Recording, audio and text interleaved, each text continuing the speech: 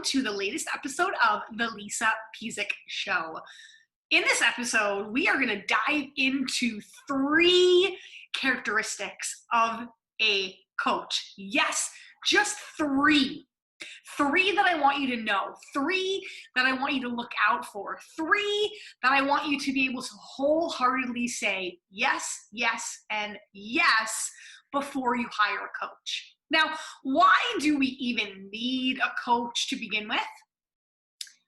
I was pregnant for 44 weeks. Yes, you heard that correct. 44 weeks. Oliver, our son, who's going to be turning 7 in December, I can't believe it, time flies, he didn't want to come out. And I had a easy pregnancy up until about the 33-week mark, meaning I ran a 5K at 7 months pregnant. I didn't have bloating, I didn't have swelling, I didn't have nausea, I didn't have heartburn. I know moms that are listening are ready to slam down the phone and turn me off now if you had a crazy, tough pregnancy with a lot of symptoms and things going on. I did not. It was smooth sailing up until the 32, 33 week mark when they realized that Oliver was in what's called the breech position.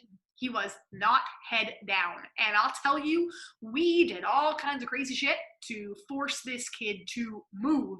We did acupuncture. I inverted myself. I took all sorts of homeopathic pills. We even tried to do what's called an external version, meaning a provider physically kind of tries to push his head down and manipulate him from the outside. Oliver was not budging.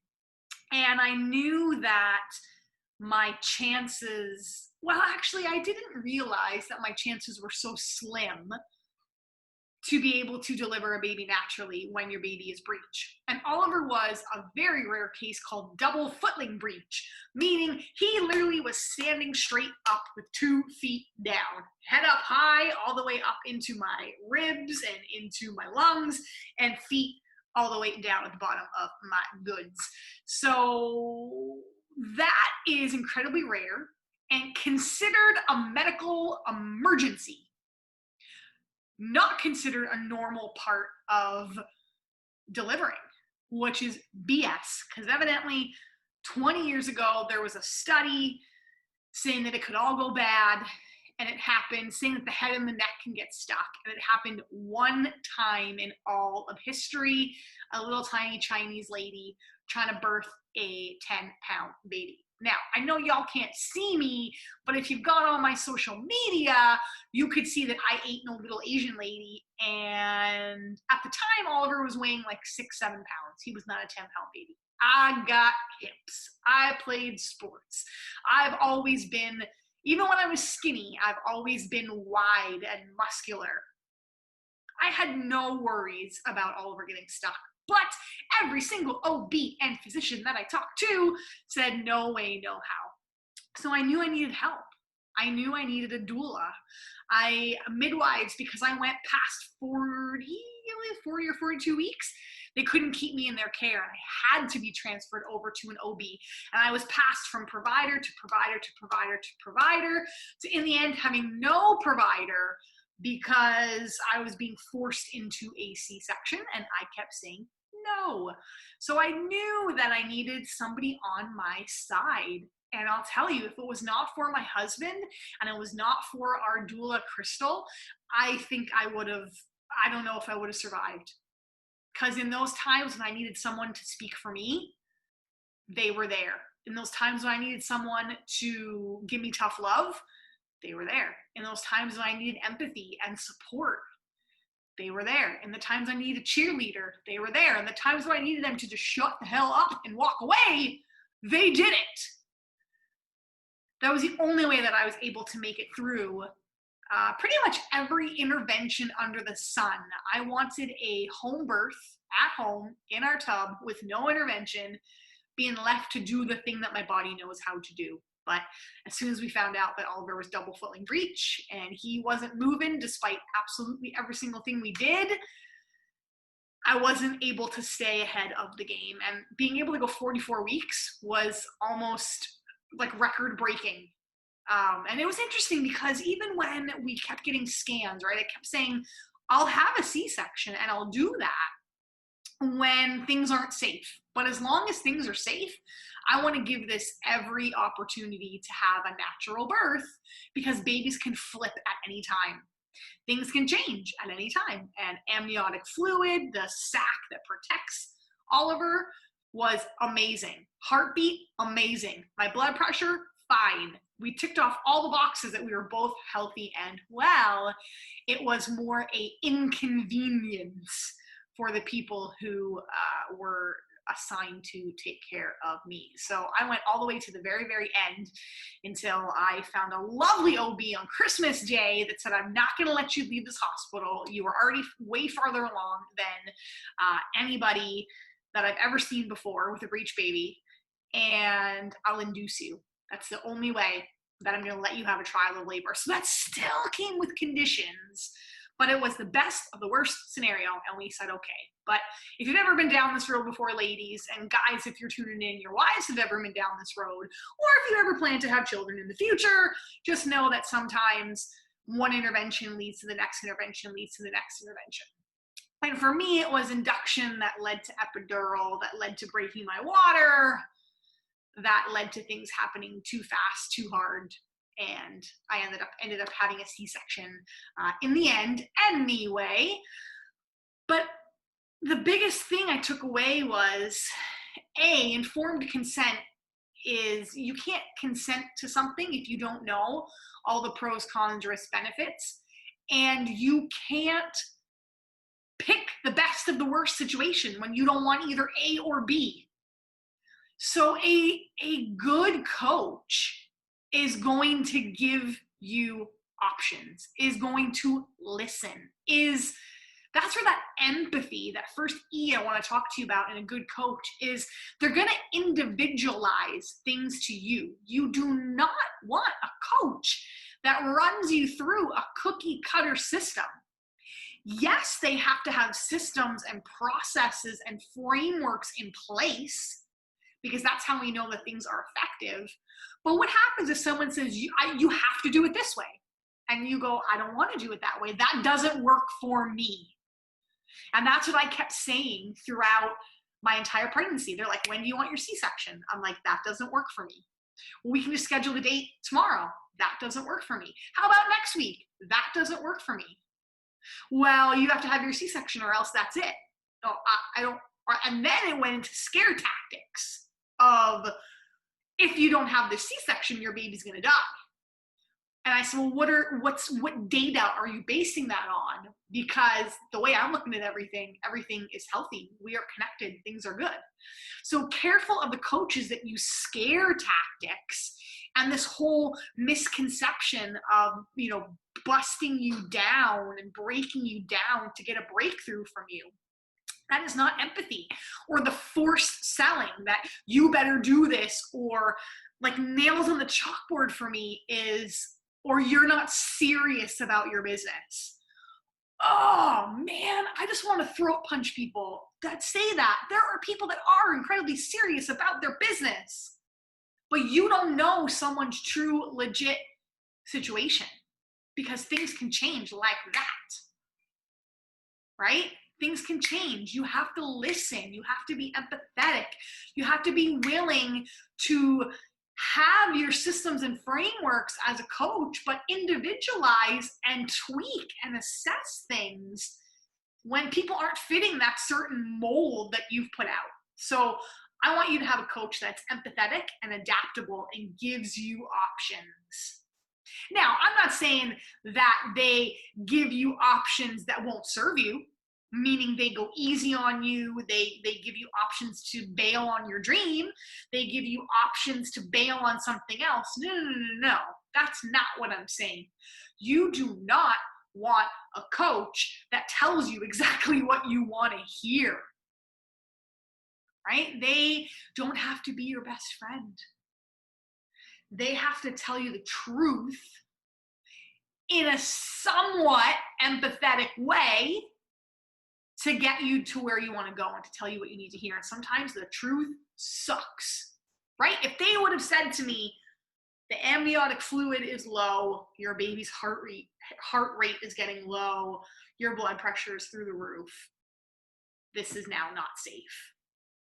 When would you like your C-section? How about tomorrow?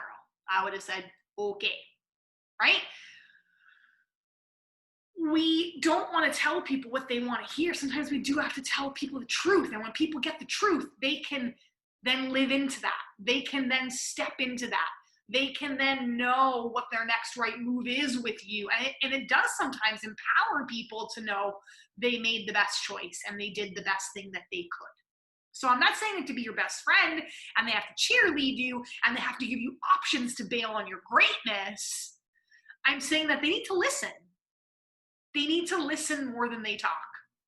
And that's how you know that you've got a great coach. The next E is something that, as you can probably tell, I don't have a shortage of. That is energy. And people used to joke with me and say, I wish that we could bottle up the energy that you have and sell it. And I used to think that was real funny. And I used to think they're just trying to be nice to me. But then I started listening to other people, other coaches, other speakers in our industry. And I'll tell you the reason why I have energy is because I prepare myself.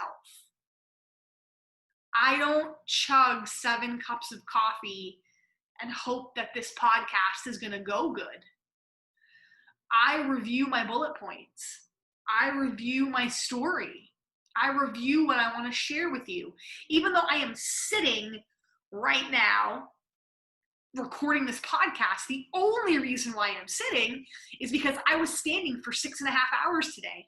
I was at an all-day Zoom training with my mentor. And I don't know about you, but I can't sit for 7 hours because I knew it's a 3-day training. I knew I needed to film this podcast this evening. I thought I was going to get it in maybe over lunch, but I got caught up with some client things that were more important. So I knew I needed to keep my energy up to be able to deliver this to you. I'm filming it right now at 7:37 at night after day 2 of a 6-hour, 12 hours of training, 2 days back to back. Energy. People who have energy know how to get shit done. People who have energy know how to take care of themselves. People who have energy are passionate about what they're doing. And passion is another one of those kind of fluffy words where it's, you got to follow your passion. And if you're not passionate about it, it's not the right path for you. And again, I find that to be a bit of a teeter-totter. As an entrepreneur, as a business owner, as a mom, as a wife, as a husband, as a dad, as a whatever you are in the day and night, there are going to be parts of that that you don't like. Not everything is going to feel warm and fuzzy and bubbly. And not everything you do is going to have passion behind it. But if it can have the right kind of energy behind it, that's somebody that we want in our corner. That's somebody that we want coaching us. Whether that is energy to fire you up, energy to ground you to who you are, or both of those, we follow energy because you can't deny someone who is in their groove, doing the thing they love, and all of a sudden making you love it. Shit you didn't even care about before. You're like, wow, tell me more about that 401k. You're talking so passionately about that. Tell me more about this mission trip you took to Africa. Tell me more about how you got your kid to eat broccoli. Like you are fired up and you really care about what you're talking about. And now I all of a sudden care about making my kid eat broccoli.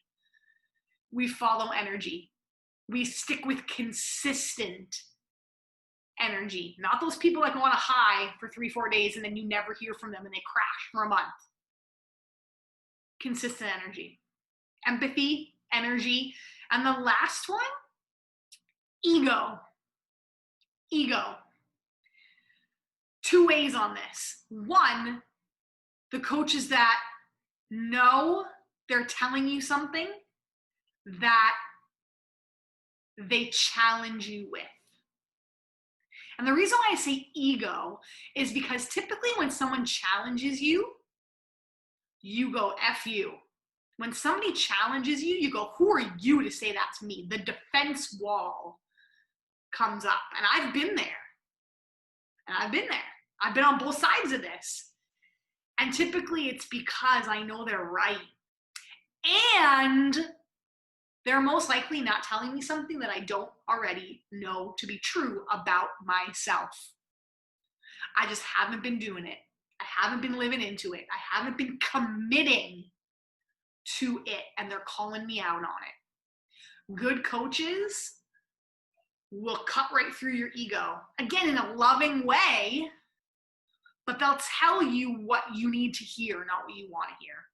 And the other ego is you allowing yourself to take it in. Because listen, if you're paying this person, if you believe in this person, if they are modeling the life that you want to live, right? I know my mentor, they're a husband and wife team. I not only love the way they do business and the intimate nature that they do it. This is Bo and Dawn Eason. That's who I've been spending the last couple days with in this virtual event. I love the way they parent their children. I love the way they treat their clients. I love the way they treat us in the mastermind. I love the people that get in this mastermind with us. I love the community. So when they say something, when Bo or Dawn says something to me, and my first reaction is F you, it's probably because they're right. I have an absolute love-hate with these two, more love than hate. But there are times when they will push me and they will stretch me. And they don't do it to be a jerk. They do it because they know what I'm capable of, and they can see it before I can see it. And that's what a good coach, that's what a great coach does. They don't let your ego stop them from giving advice. And you listen, you follow to what a good coach tells you to do. You do it. You don't complain about it. You don't bitch and moan about it. You do what they tell you to do because they have what you want. They've achieved it. So why would you not listen? You got to cut your ego at the door. I remember when I first started sharing a story about my mom that I never, ever, ever wanted to share. And I spent the first 6 months of a mastermind going, I'll tell it, but I don't want to tell it. And they're like, tell the story, tell the story, tell the story. I'm like, I don't want to tell the story. I don't want to tell the story. I don't want to tell the story. Well, I told it anyway. I was like, fine, I surrender. And after about 6 months, our business 10x'd. We went from 2K contracts to 30K contracts. About 6 months later, we went from 30K to 60K. Now, a year or so later, we're getting 100K contracts to build courses and memberships and websites and lead magnets and funnels and just complete branding overhaul or completely pivoting someone who's offline to online. All because I surrendered to the process and I started telling my story. And I started getting better at connecting with people. I didn't realize the wall that I put up to not let people in. That was one of the first things Bo said to me. You gotta let people in. You gotta let people help you. Oh, the control freak in me was like, no. If I don't do it, it doesn't get done right. La, la, la, la, la, la. Death words of the business. You gotta let people in. You gotta let people help you. And he wasn't saying that to me to say you're a jerk, right? What's the matter with you that you gotta ask for help? Why are you putting up all these walls? There's no judgment. It was, this is what you need to do. Go. And that was what I did, and that was when everything changed in my business. Right? A great coach will see what you're not until you stop doing that, because they see the real you. So empathy, energy, ego. Check, check, check. I would invest in that coach. Now, if you need help, if you need coaching, I was not doing one-to-one coaching until someone approached me and said, I want you to coach me. And I was like, I haven't coached people one-to-one in like 2 years. The material needs a reboot. I want to change up the way I do some of this, but I don't know. And she was like, no, I really think you can help me get to where I want to go. I'll pay you X. And I said, okay. So I revamped and re-looked at the whole program, and up it went. And then about a month later, someone else came and said, hey, any chance you coach people? Not really. No, you won't see that on our website anywhere. I would really like it if you would coach me. What's your price? Gave her a price. Okay, done and done. So you will not see this on my website. This is not one of those cookie cutter systems that I talked about where I take 20 people on at once. I don't want to coach more than 2 people at a time because I go so deep, I go so intimate, I go all in if you're needing that. And the 3 main areas that we focus on are self-talk, story, and business strategy. Not necessarily building anything new or looking at anything new. We're going to strip away all those limiting beliefs and thoughts that are holding you back, things you probably don't even know that you do or that you have. We're going to work on your story because that is the most powerful thing you could ever have. And lastly, strategy. What do you have? What's working? What's not? Do this. Don't do this. Try this. Tweak this. Add this. Get rid of this. One clear plan to have you monetizing, to have you making offers. A lot of times people don't know they can work with you unless you make the dang offer like I'm doing right now. So I would like you to email me, lisa@lisapezik.com. I'm not going to give you the link because I want to have a conversation with you first to make sure that you are a good fit for me and I'm a good fit for you, but I'm going to take you where you want to go. Now is the time. Now is the time. Pandemic, who knows where that's going to be. And if you haven't pivoted in your business, I don't know if you're going to be around 2021, right? If you're stuck, if you're frustrated, it's time to get help. And maybe it's not even me. Maybe if you just want to identify, yes, I need help, still send me that email because it might not be me, but I'm connected in a lot of circles and I love connecting other people. And I may be able to say, hey, you know what? You don't need story, self-talk, and strategy coaching. You need this. Go to this person. Or you need this. Let's help you do this.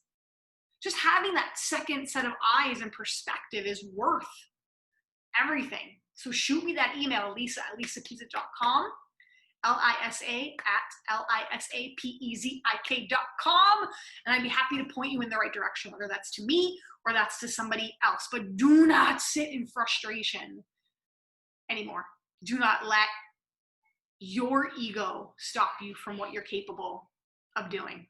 All right. Thank you so much for being here and tuning in. I love, love, love when you listen. I love when you shoot me emails anyway. Just tell me what aha thing came through or what your biggest takeaway was or what you're going to go do different after hearing this. So thank you for being here, and I'll see you again next time on the Lisa Pezik Show. Bye for now.